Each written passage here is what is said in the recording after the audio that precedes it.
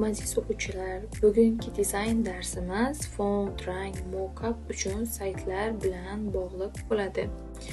Font, rang, mockup bular o'zi nima? Font bu biz qo'llaydigan barcha yozuv turlari, ya'ni Times New Roman, robot va shunga o'xshash yozuvlar bu font hisoblanadi. Rang albatta buni tushuntirish shart emas.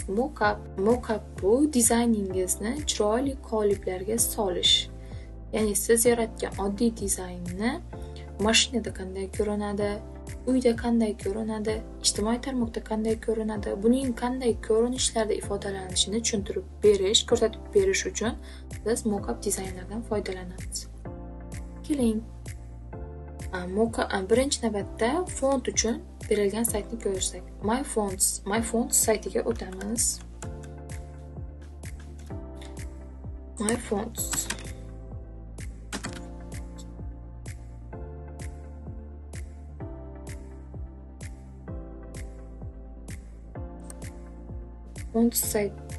My Fonts sayti orqali siz xohlagan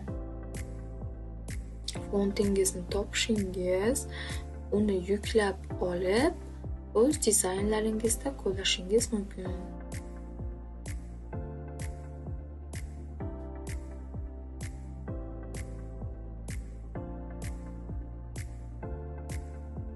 Bu saytga ham login qilib kirib, ro'yxatdan o'tib, keyin ishlatishimiz mumkin.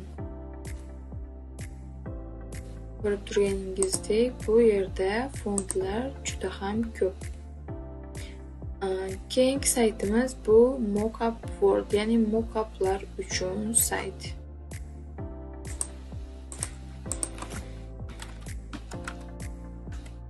Mockups Free, Mockups World. Xullas, saytlarimiz juda ham ko'p. Freepik.com saytida biz mockuplarni yuklab olishimiz ham, dizayn ko'rishimiz ham, illyustratsiya, Photoshop fayllarni yuklab olishimiz ham mumkin. Ushbu oynadagi barcha saytlar orqali tanishib chiqing. Albatta, bu sizga yordam beradi o'z dizayningizni chiroyli yaratishda.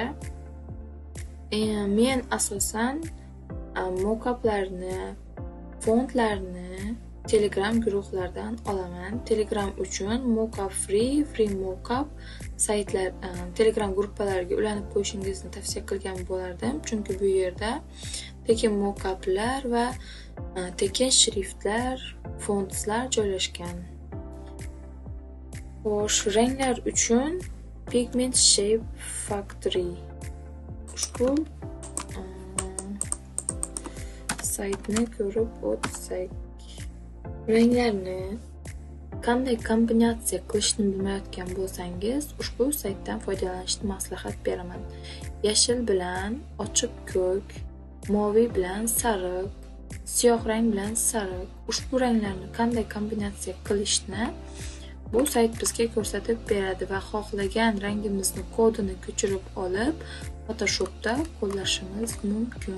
Biz ranglar bilan ishlash uchun asosan ushbu saytdan foydalanamiz. Shu bilan bugungi darsimiz o'z nihoyasiga yetdi. Siz albatta ushbu ro'yxatda ko'rsatilgan saytlarni ko'rib chiqing, foydalaning va bu sizga albatta xayrli bo'ladi. O'z dizaynlaringizni yaratishda ushbu saytlar sizga katta yordam beradi. E'tiboringiz uchun rahmat.